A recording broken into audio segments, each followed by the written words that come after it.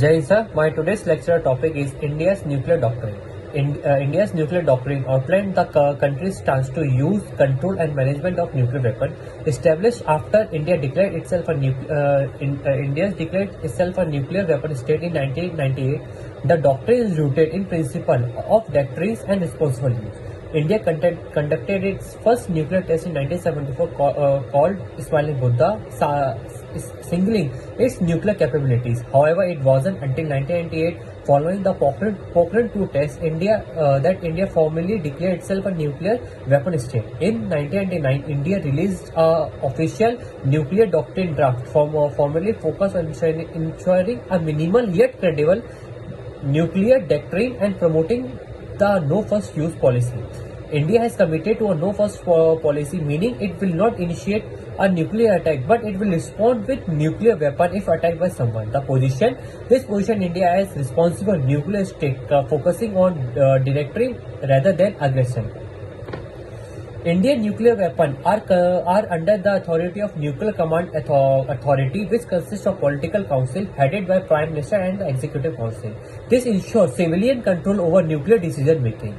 India has pledged not to use nuclear weapon against non-nuclear weapon state, a principal aim to reducing the risk of nuclear proliferation. If we talk about the recent development, there has been a occasional call for sectional of a strategic committee within India to reconsider the no first use policy, specifically in light of evolving security threat and technological advancement by the neighboring countries.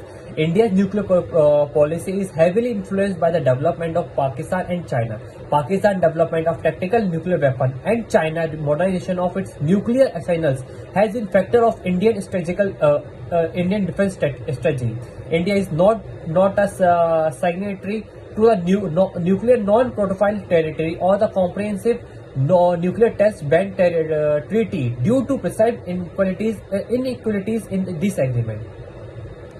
India is responsible nuclear process and adherence to control regimes like a missile technology control regimes, and the Awareness Agreement has won its recognition as responsible for nuclear power.